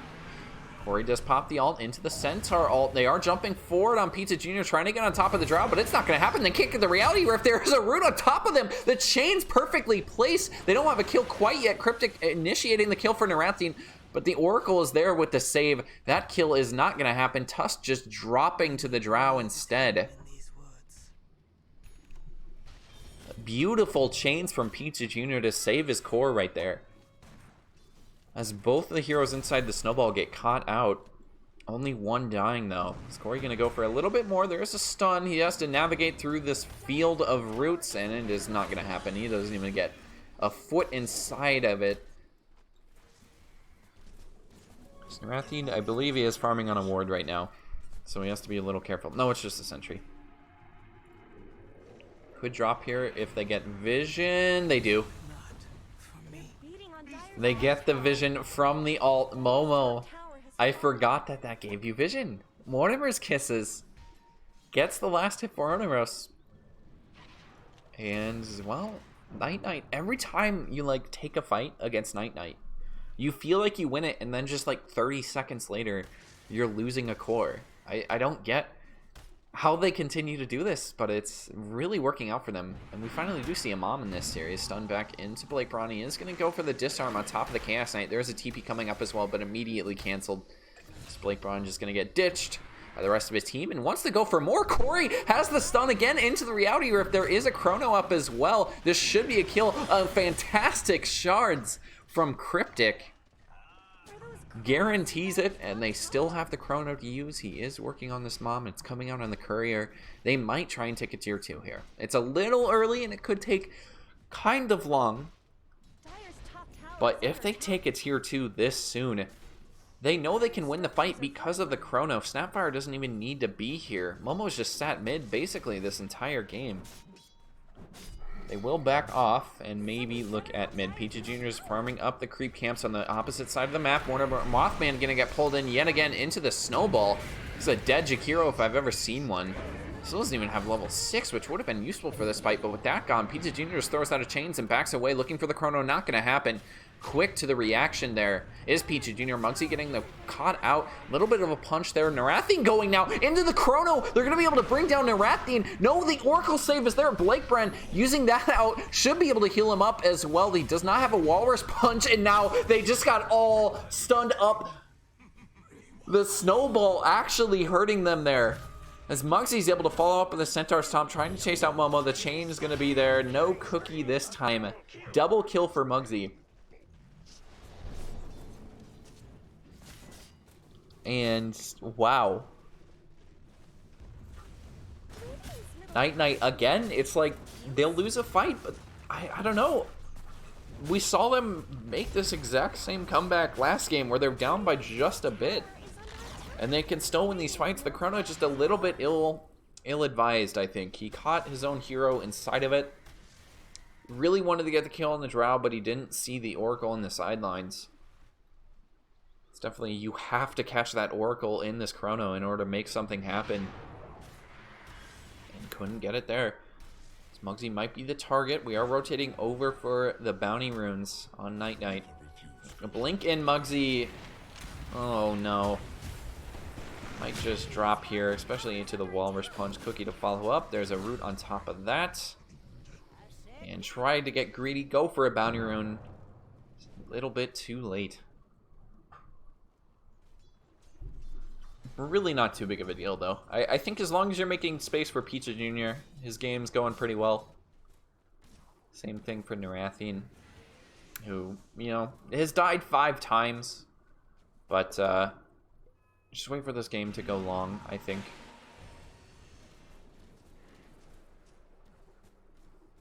Can they beat out the Chaos Knight into, like, the 45, 35-minute mark? I'm not sure. Especially with the Drow lineup. But you do have the split shot. I feel like that'd be pretty useful. You just have to stay out of the range of that reality rift. They're only big. They do have a lot of big crowd control, though. Ice Path as well as the Centaur Stomp. Chains we've seen be incredibly useful as well. Now there's only 1 illusion. It does go up to 3. Could potentially look at the eggs later as well as Corey. Naratheen might try and initiate this. There's a blink forward from Muggsy. Can they get the jump on Corey instead? Looking for the ultimate. Purges off the root. Does get the stun onto Naratheen. He's showed just a bit too far.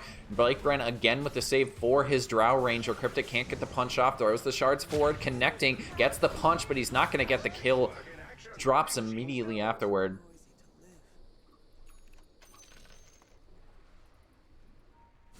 It's Cryptic going on. Both of them just, I think, a little bit too far up into the jungle. There's a lot of really good defensive wards here for well, I mean, I'm just gonna call them breakfast tacos because I like that name. For breakfast tacos, that makes that fight happen for them. They see this Chaos Knight running up. They can rotate the rest of the team, and it's too late. I mean, you have the Sentinel. You have the Stampede, so you can make these fights happen. The other team can't really get their heroes there. You don't have to worry about this Void quite yet. Does have a Mask of Madness, but again, Kerwaw's game is not as easy as it was last game, though. It's not just hit calls on 2 or 3 heroes and call it good. This game, it's you have to catch out this Oracle in the chrono. It is a must for these fights. Corey gonna run forward, maybe look at Breakbrand. There is a little bit of, no, he didn't actually throw out the chains. Some minus armor into the tower. They should be able to take this tier 1, maybe get a deny. Nope, Onero's gonna get the last hit, but they get the kill on Void instead. Kerwa dropping, just dies. Naratheen did a majority of that damage, and Muggsy not even gonna get feared back. He is able to pop the ult immediately as it comes off cooldown. Cookie Ford not connecting with the stun, but they've also killed off Dark Willow. In comes the Chaos Knight ult. I think this might just be a team wipe though, if they're really trying to initiate into this. Maybe you could get a return kill, but it's not gonna happen. Team wipe coming out. It's a double kill for Pizza Jr. And a 2,000 gold lead swing, and now Breakfast Tacos is looking really strong, and this is a bigger lead than they had last game. Really do not want to throw this one away as they look to continue this momentum. Naratheen's on a killing streak now. Still not too much in terms of farm, but a lot of your damage coming out from the Drow even still. It's just the split shot is doing so much work. Muggsy following that up with the stuns, with the ults, making sure they can get the follow-up kills after they get the pickoffs. Unfortunately, they don't get the tier 1 deny there, but you don't care. You got the team wipe. Radiant's middle tower is under attack. Muggsy might just farm up this stack that Kerwa just made, and you... Can they kill off Muggsy here? I think they can. They have the burst potential, especially with the Tusk as well. He's gonna pay for this greed. They have magic damage galore.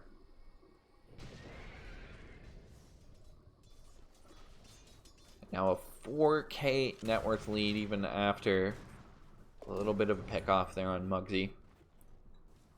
You're dying on the Centaur, who cares? Like, your Drow's farming freely. Their entire team rotated over for that. The things offlaners tell themselves. Because that's what I tell myself as an offlaner. Dying doesn't matter. Who cares? Who cares? As long as you're making something happen. We do look for a bit of a smoke as Cryptic is moving forward. They're going to be able to find an arcane rune as well. I think you might even give that to Void, honestly.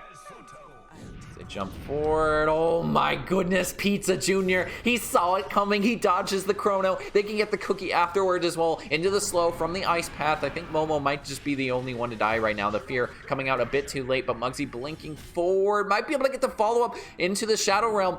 Is Momo, or not Momo, is Oneros. Get the stun on Muggsy. Can they jump forward into this? He doesn't quite have a chains. He's barely living though, 19 health.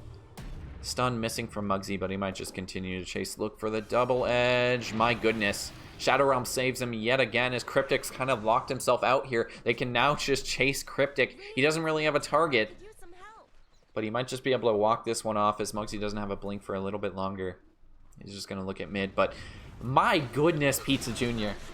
He, like, ridiculous reflexes right there. I guess not even ridiculous, because the chrono cast speed is pretty slow. But still, like, that's really hard to pull off. Props to Pizza Jr. And, like, Night knows they need to make something happen, so they committed more. Momo is like, yo, we hit the stun with the Jakiro, like, let's do something. Like, we gotta get this kill on Pizza Jr., but they just don't have the lockdown for him. And now Kerwap on him, they spotted him. Can they get the kill though? He has a jump. He also has a slow. He gets one jump away, is going to get rooted afterwards. Jump coming up again in 4 seconds, and I think it's not going to be long enough though. Just tip even at the same time.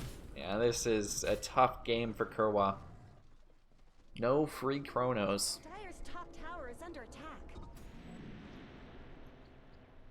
So they are able to take the outpost since they took the tier 2 mid. On Dire's top And tower. I think they might go for a smoke here too.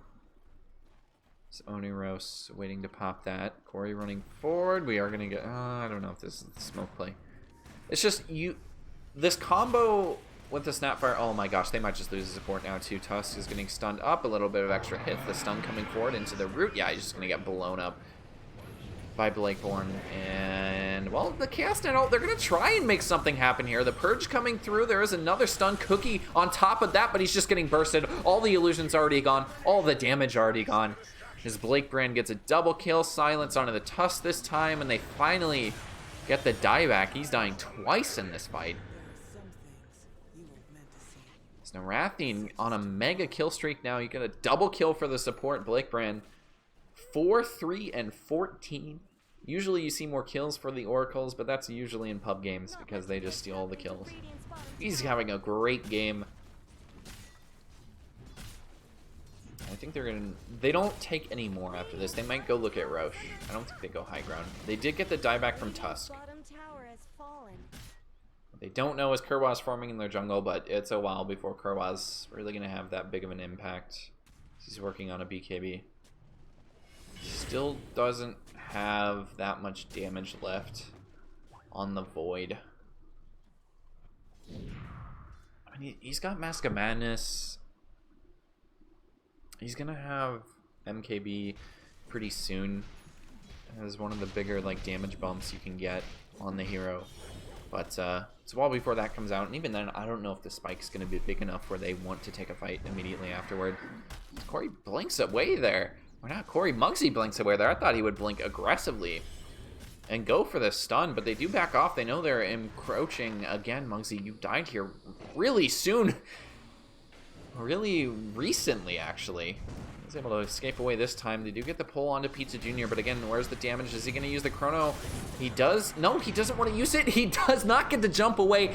Eventually, is able to hit him after the chains. The stun is not enough, though. He's still got a BKB on top of him. Pizza Jr. out of the BKB. Does not have a lot of mana left. Gets a 4-second stun, and finally, they kill Pizza Jr., but they're chasing Cryptic on the back lines. Muggsy and Blake Brand don't want to look too far for this because you might just die instead. As Blake Brand should be able to get here with the burst, purges off the heal and gets the kill. TPing back, though, is the Chaos Knight, actually returning a kill onto Blake Brand and blinking away as Muggsy. He's got the eggs on Momo, not quite connecting, though, onto Corey. Muggsy still jumping forward. He's the tankiest one. You need to get on top of Naratheen because he is just critting you down, Momo. Dropping like a fly. I think Mothman's going to try and chase forward, but not find anybody. Corey could just be waiting for you on that high ground.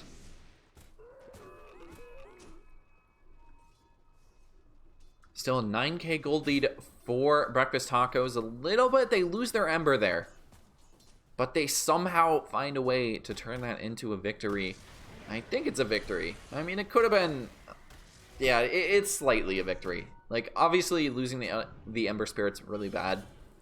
But you make them use Chrono, you take out the Tusk, you take out... I don't think they lost Corey there. You take out their mid as well. Actually, I guess I could look at this to see if they killed Corey. I don't think they did, though. Yeah, no, they didn't. They killed Dark Willow, though. Pretty early on in that fight. We do get a jump this time. Peachy Jr. getting the chains. They get the follow-up stun as well. No snowball to save you this time. And they might just chase forward to Corey. They don't have a BKB on top of him. Center ult being used as well. They get the slow. He's actually just using the ultimate, but immediately the illusions are just gone. Again, the fear is just a bit too late. And, well, I mean, I guess you wish you had the Centaur. Oh, they're going to jump forward again. Muxy is just getting so aggressive right now. Even using the last charge of the drums there, but none of the rest of the team is there. They're actually taking Roche. Get the objectives first. The rest of the team, as Muggsy is just gonna walk back. At least he didn't lose his life. Dire's bottom tower is being chipped away. Roshan's down. And again, you wish you had the Centaur. They have this eggs on Snapfire, but there's nobody to throw. Dire's top tower is under attack. I guess you could throw a Void, but even then, that's a hard bargain to drive. Like, Void might be the best target for them to throw. Maybe a Tusk? I don't think you smoke right now. But it just feels like they're so constrained inside their base. Night Knight, what's the win condition? How do you get back into this? It's got to be picks or something. Maybe a Dream Chrono. But even then, your only damage inside the Chrono is going to be a Mortimer's Kiss. Which just really isn't adding up. We're a little bit grouped this time. We do have, I believe, bots. No. Pizza Jr. has the Aegis, but he is very far forward bottom. So they could maybe take a fight here. Corey kind of recognizes that, recognizes Pizza Jr.'s bottom. Even if they have 4 heroes here, the entire team from Night Knight is top lane. as Peach Junior's actually picked up a haste rune. Run through the mid lane, pushing that out.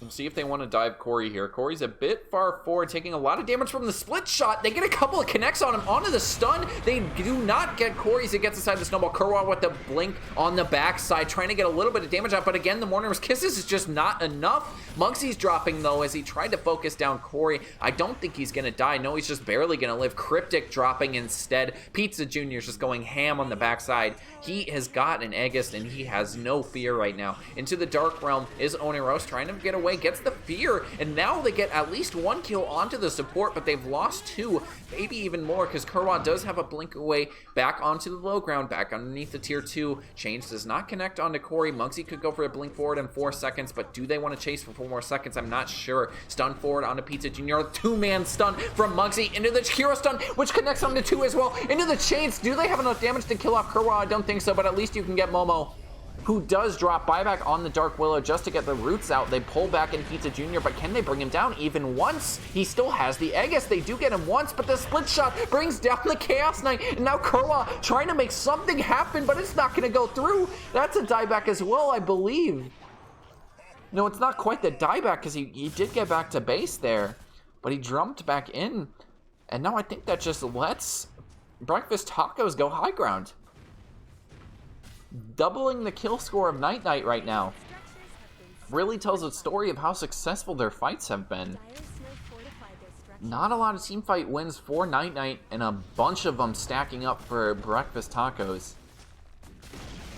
As down goes the first tier 3 blink forward from Muggsy onto Momo, getting a lot of stun cap out. The Ice Path connecting. Cryptic might just be the next target. You're pretty low on Naratheen, so you have to be careful how far forward you get, but he can't get the punch. It's so close, but the save was there from Breakland as well. He's going to be able to heal him all the way back to full health right now.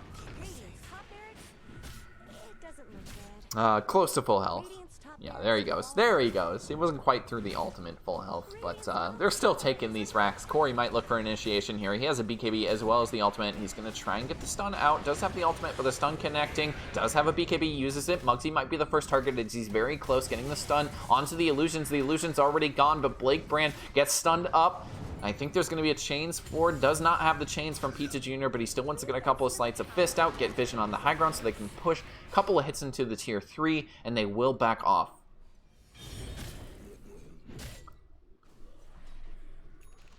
Whew, 34-16 though.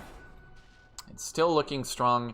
Naratheen's starting to become a monster, and again, you don't really have a lot of items on Drought.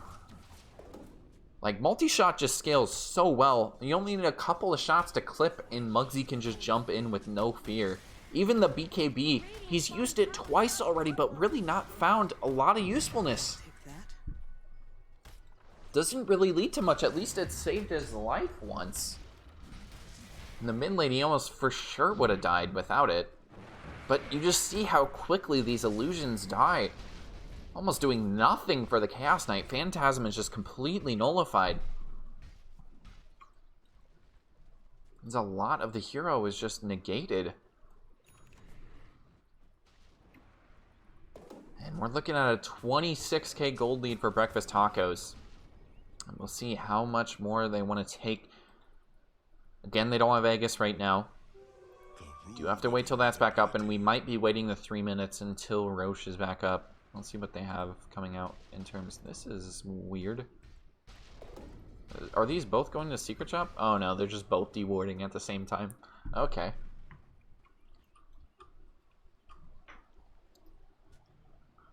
Spider Legs up on Corey. At least it allows him to position a bit better, but again, he's just so far behind in terms of net worth. Look at the 3 cores from Breakfast Tacos. Never really found a place in last game, but this game, they're taking a foothold and they are keeping it. Probably going to balloon up to a 30k gold lead here before they end the game. Or at least go for the final push. Because again, may respawn in 3 minutes. They did use that Aegis pretty quickly, but you trade the Aegis for the racks. Worth it every time. And you see just how fearless Muggsy can play as well. Not even backing off, even though he knows Momo is here. You have Mothman looking mid. Corey might be a potential target. He does have a BKB. But how do they want to initiate this? Corey's just running directly into them. You can hit a stun. Corey probably just has to use the BKB. They're just waiting right now. Throwing the stun back at Muggsy. He is going to use the BKB. Naratheen's over here as well. Look at the damage from that one right click. BKB saves his life again. But really, you're using a lot of these charges early. And it's on cooldown for a little bit. They might just be able to fight off the back of that. You don't have the BKB on Corey, and now he's jumping forward. You get the chains, Corey! You don't have the BKB! You have to be so careful. The Jakiro stun misses, popping the ult, but Muggsy's just jumping forward, brings him down. The buyback is there, but I'm not sure how much he can contribute because he's already used everything. Stun throwing right back at him. You get a double buyback. Coming up from the Tusk as well. Peaches Jr. right on top of Kerwa, dodging that. Ooh, he was expecting the Chrono to come right after that, but now it's up to Kerwa to try and save the game with just a ridiculous Chrono. I don't think it's going to happen. A three-man stun for Muggsy. No follow-up, fortunately, for Night Knight. That could have been a disaster, but the rest of them have backed off. They know this BKB is backed off cooldown, but again, they can play so well. If Corey takes a single step down the high ground, they can just kill him. I don't think he can be this far. A little bit mistimed there from the chains. You do throw... At least you connect on that, I guess. Look at that damage. My goodness. Corey's already at half health. That was basically one right-click. Muggsy blinking in. Gets the stun. He still has a BKB. Ice Path does connect as well. Can he actually save from this one? The Snowball is there. Blink and Kerwa maybe looking for a Chrono to bring down Naratheen. He's already used the Manta. But again, Blake Brand is there with the save. You're going to try and get Naratheen instead, or Mothman instead. And Naratheen's able to walk this one away. Pizza Jr. and Muggsy tag teaming the rest of the team. GG is called by Corey. Never really found a place in this game. Did Night Knight. Breakfast Taco's looking strong. The bounce back after losing game 1. 39-16. Looking really strong. Lots of great performances too. Naratheen on the Drow. Blake Brand with the fantastic positioning for the Oracle. And I think Muggsy just really flexing this game. You know, Kerwa got to do it last game on the Axe. Muggsy gets to do it this game on the other side. And Pizza Jr., of course, on the mid lane Ember Spirit. They even had the pick to counter it. They lost, or I think it was this last pick, was it the last pick Snapfire? No, was it the last pick Ember? And yeah, Snapfire, I don't know, they never really had anybody to throw. When you're buying Snapfire eggs and you're buying Snapfire mid or drafting Snapfire mid, you're expecting to get that eggs pretty early. But it's just the issue with that is if you don't have a target to throw early, you don't benefit from it. That's why you want somebody like a Centaur, like a Tide Hunter, you can just initiate with by chucking them at the fight. And that just wasn't really an option here. Either way, we do go 1-1. I don't think this is like the first match of MD2L, but it's one of the first good starts where both teams looking strong, looking like they're just getting adjusted to this league, and also, you know, like they already fit in. Playing Dota like they always have been. Very interesting drafts coming out from both teams, actually. I haven't seen a lot of these heroes recently in pubs or in pro games, so fun to cast, fun to watch. I mean, it's been an exciting night. Lots of kills in these games. I think that's going to be it, though. It is a BO2, 1-1, Night Knight and Breakfast Tacos, or whatever their name is for the other side. This is MD2L, I believe, week 1, so we got a while before the season comes to a close. I think December 5th is when the actual finals begin, something like that. So quite a ways out. Is too late to join, but still a lot of fun Dota to watch. Thanks for joining if you did. I'll have the VODs up on YouTube as well after this because Twitch likes to delete them, so just look forward to that. It is, my YouTube is just YouTube/Killer Karate, or just look up Killer Karate on YouTube. I should link that to my Twitch in like the thing below my Twitch stream, but I'll do that at some point. Anyway, good night.